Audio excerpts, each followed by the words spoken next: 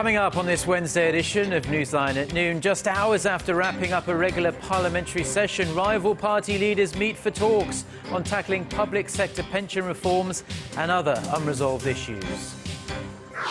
Controversy over alleged meddling in state affairs by presidential aides is sparking calls for a radical overhaul of President Park Geun-hye's leadership style.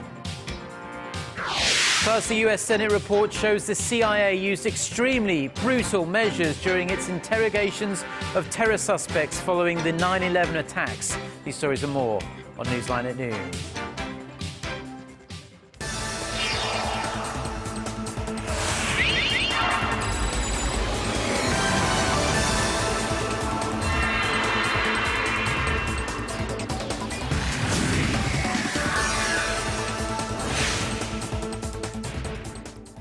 It's noon Wednesday, December 10th here in Korea. Thanks for tuning in. Live from Seoul, I'm Eoh Jin-joo. It's very good to have you with us. I'm Mark Broome. One day after wrapping up their regular session of Parliament, the leaders of the nation's rival parties will sit down for talks this afternoon where they'll try to seek a breakthrough on a number of major and pending issues. Although lawmakers passed hundreds of bills yesterday, they've still got plenty to talk about. Jim and Gil has the story.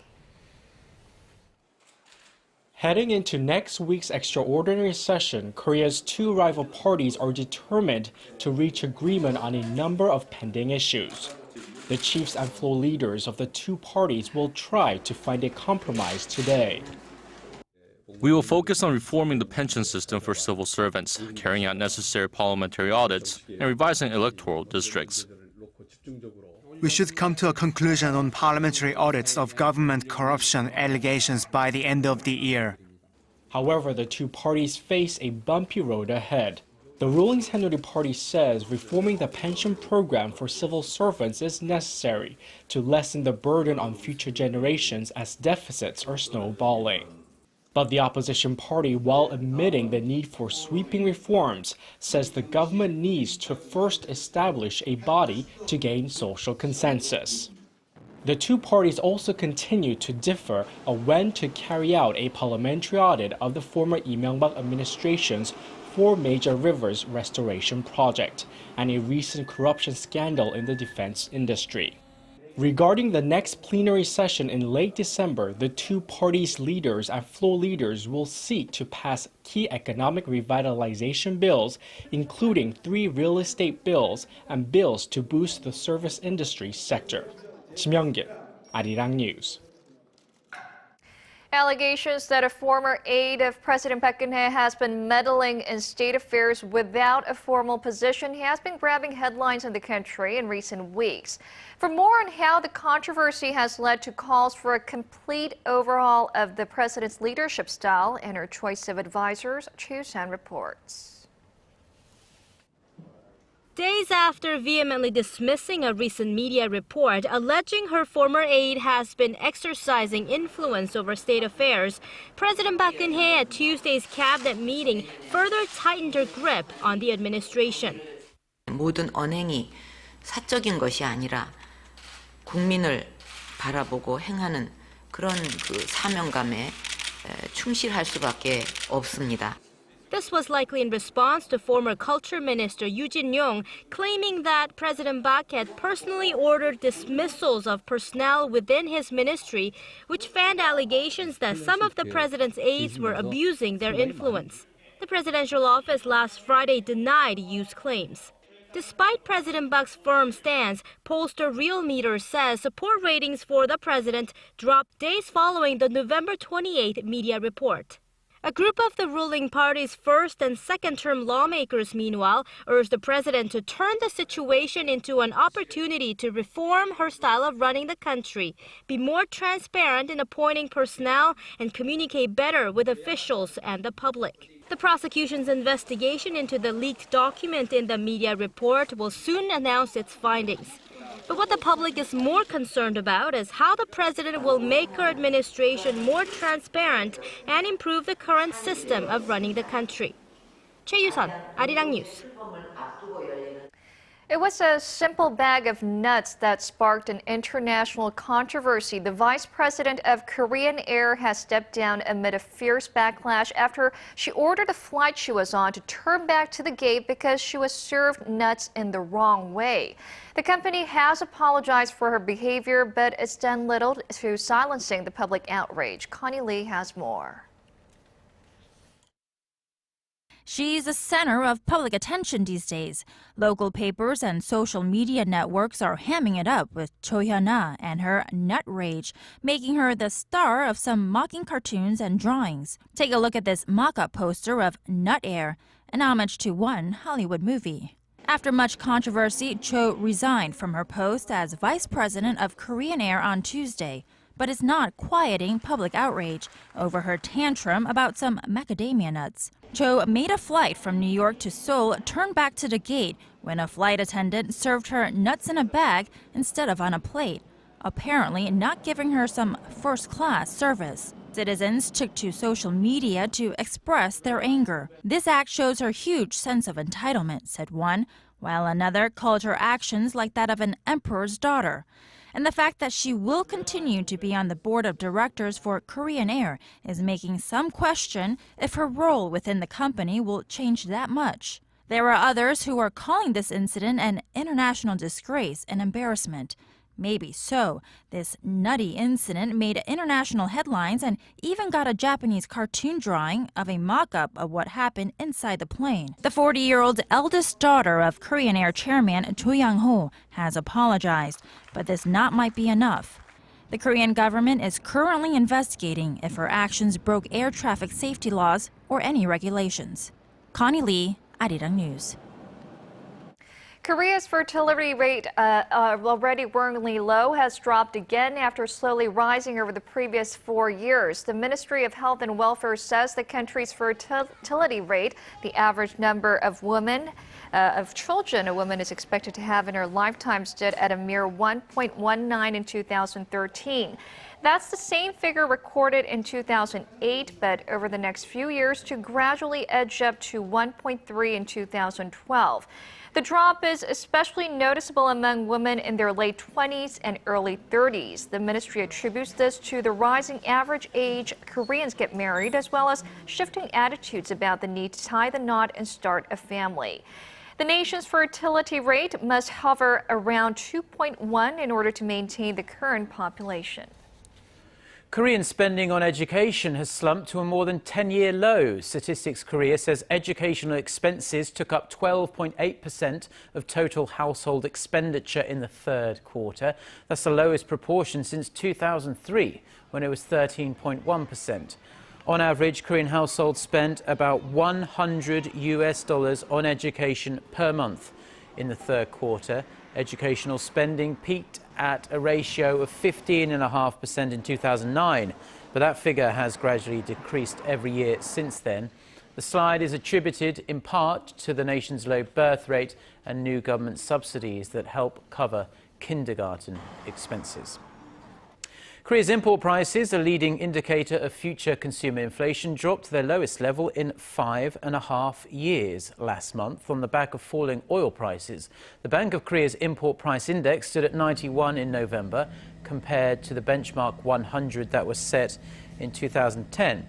Now, this is the lowest level seen in a long time, and it extends the falling streak for a 9th straight month. Import prices dropped in the first half of the year on the strengthening Korean currency, and in the second half on the back of tumbling crude prices. The price of Dubai crude has plunged 29% since June, dragging down prices of related products like petrochemicals. The number of new jobs added in Korea last month rebounded for the first time since August on the back of growing home transactions. Data from Statistics Korea shows the number of people in work stood at nearly 26 million in November. That's up roughly 440,000 from a year earlier. The agency attributes the quickening job growth to greater job creation in the health and social welfare services sector, and also the construction industry, which was boosted quite a lot by the country's improving housing market. Korea's jobless rate, however, did rise by 0.4 percentage points last month from the previous year to 3.1%.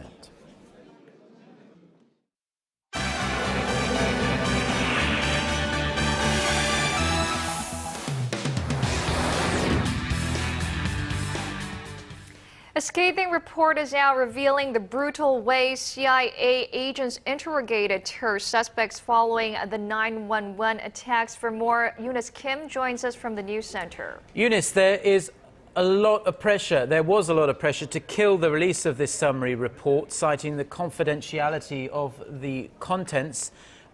It shows that the torture tactics employed by US agents were essentially completely ineffectual. That's right, Mark, and U.S. authorities are bracing for repercussions given the detailed and sometimes graphic reportage contained in this 5-year, $40 million Senate investigation studying the methods used by the CIA between the years 2002 and 2006. Shin Se-min has more. Forced nudity, waterboarding, sleep deprivation, and being chained down in makeshift dungeons. It sounds like something out of a horror movie, but it was reality for suspected al-Qaeda operatives following the 9/11 attacks in the United States. These were the heavy-handed tactics carried out by members of the Central Intelligence Agency. Detainees were often subject to harsh and brutal interrogation and treatment because CIA analysts believe, often in error, that they knew more information than what they had provided. The summary of a report released Tuesday by the U.S. Senate Intelligence Committee shows that the CIA's interrogation methods far more brutal than previously disclosed and that the agency was misleading Americans about what it was doing. It also found that the methods weren't even effective. This missing CIA claims the interrogation techniques had helped to secure information that eventually led to the killing of al-Qaeda leader Osama bin Laden. The report says that piece of information was obtained before detainees were systematically tortured. The Senate Intelligence Committee also found that at least 26 of the CIA's estimated 119 detainees were wrongfully held. Known as rendition, detention, and interrogation, the interrogation program lasted until 2007. CIA Director John Brennan, in response to the Senate report, admitted that missteps were made. He said the agency had learned from its mistakes, but also took issue with the report's characterization that the detention and interrogation program was ineffective.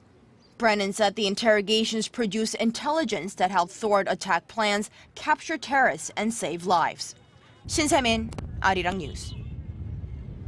And in some good news for France, the country's last hostage has been freed from the hands of Islamist militants. French President François Hollande announced on Tuesday Sergei Lazarevic was released and on his way home to Paris. The 50-year-old businessman had been kidnapped in November of 2011 from his hotel room in Mali and held prisoner of al-Qaeda's North African arm since then.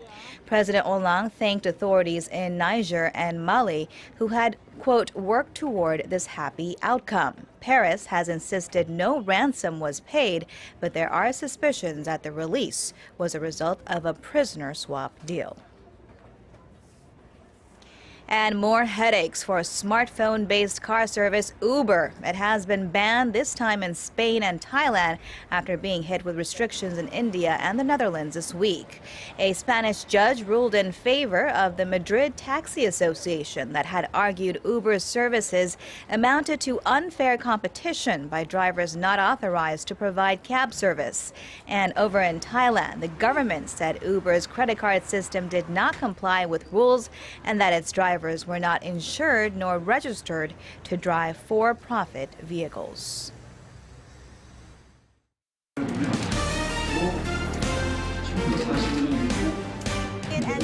Stay up to date on the latest news out of Korea, connecting to our team of reporters about the issues that matter to Korea. On air, on your mobile, online. Find out more about Korea on NEWSLINE at Noon with Mark Broome and Eoh Jin-joo. I'm Eoh Jin-joo. Market researcher, strategy analytics, said Thursday that LG Electronics brought in about Now, leaders from ASEAN member countries are gathering in Korea's southern port city of Busan ahead of what is going to be a very special summit that marks 25 years of relations. Right. The event will take place for 2 days starting Thursday, and it is expected to take the economic ties of Korea and ASEAN to the next level. Hwang Jae reports. Despite the slumping global economy, Korea's trade volume with ASEAN has been on a steady rise, thanks to a free trade agreement between the two parties and the Korean wave that boosted demand for Korean products and services. Since 2007, after a free trade deal went into effect, the trade volume between Korea and ASEAN rose more than 11% on average every year and exceeded the $100 billion mark for the first time in 2011. ASEAN now stands as Korea's second largest trading partner following China.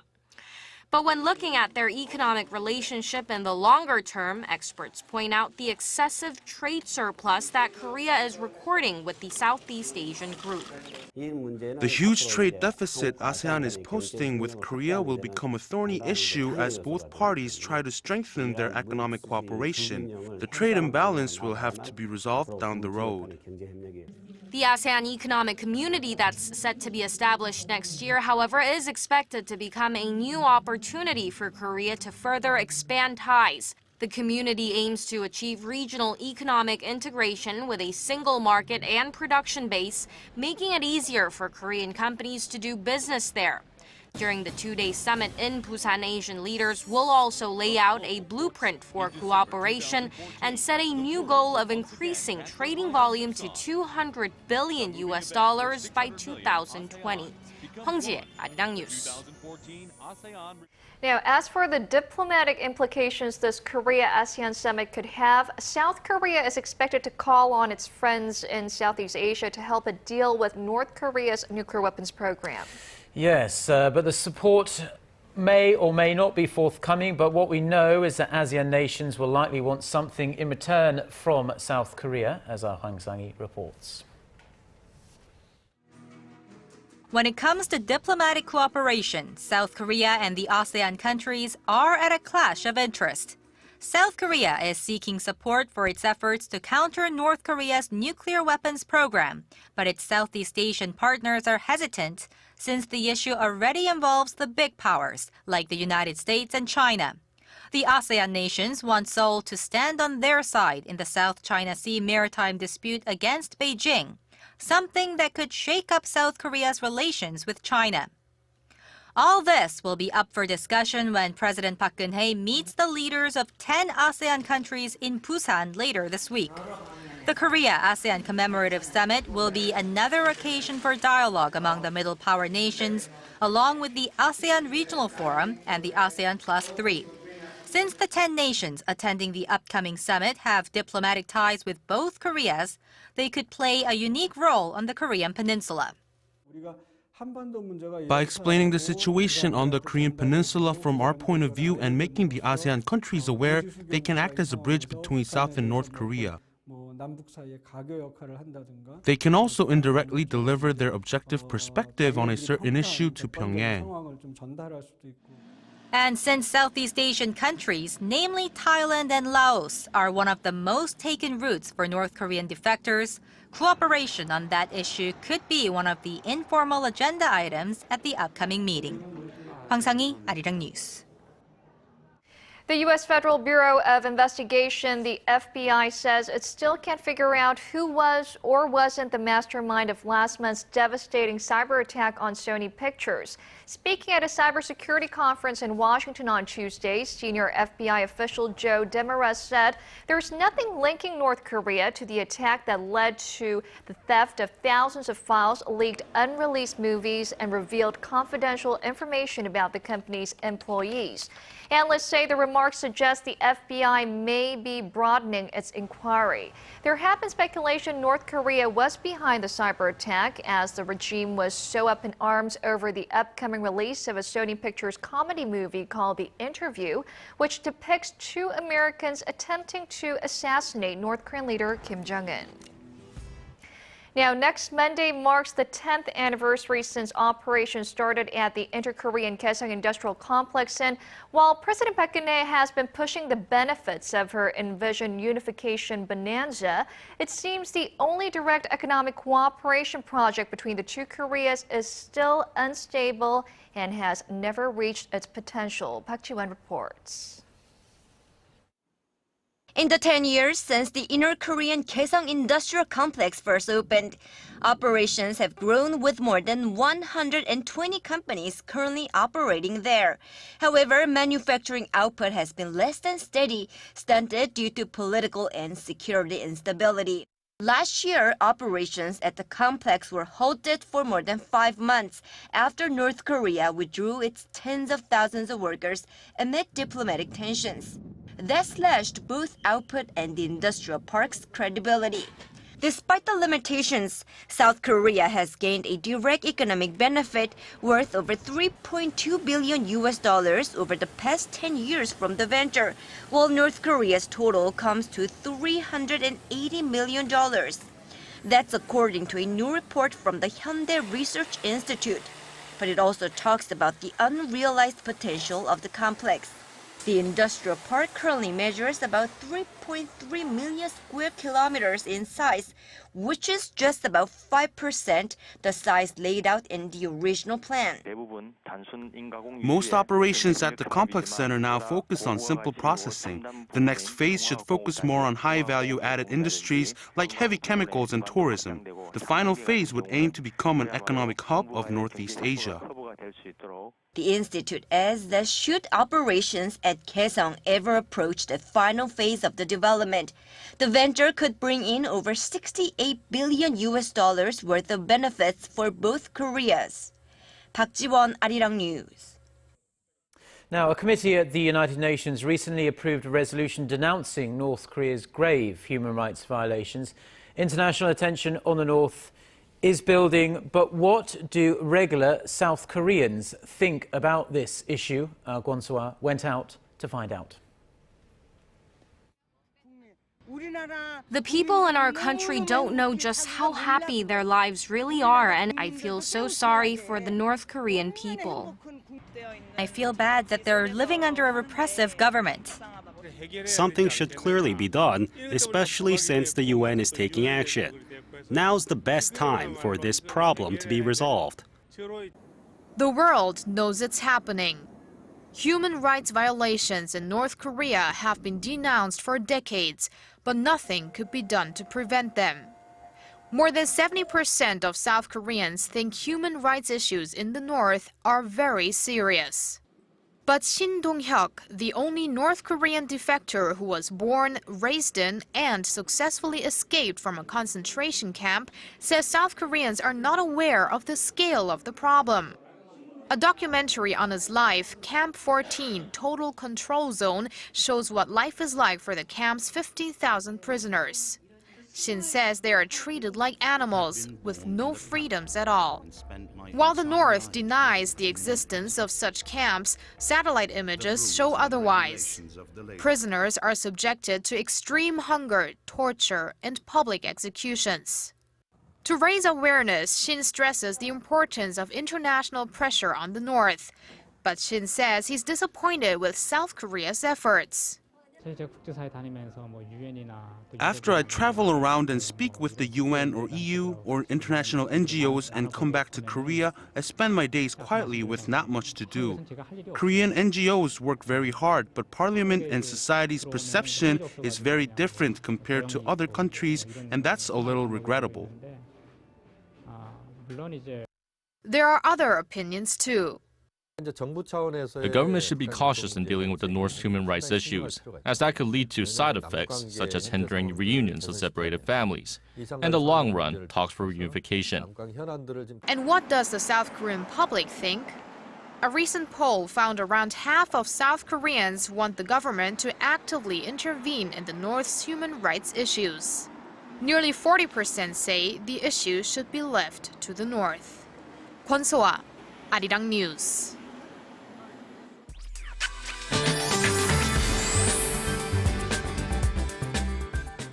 Good afternoon. Temperatures will remain on the mild side with highs peaking at levels similar to yesterday, but mostly sunny skies will be featured throughout the day. And late night snow is in the forecast for many parts of the nation. Seoul will receive less than 1 centimeter of light snow flurries overnight, while areas of Gangwon-do and Gyeonggi-do provinces will see somewhere between 1 and 5 centimeters, and that could lead to slippery roads tomorrow morning. And as for today's readings, daytime high here in Seoul will hike up to 4, while Daegu and Gwangju peak at 7 and 8, and Busan will top out at 11 this afternoon. And as for the other regions, Jeju will be getting up to 15, while Daejeon and Dokdo sees highs of 5 later in the day. Now a cold snap will return on Friday, bring down the lows, and another round of snow on Monday will drop the lows to the below -10 here in the capital. That's all for me today. Have a wonderful rest of the day. And that does it for now. Join us again at the same time on Thursday. Yes, have a fabulous day, and until then, goodbye.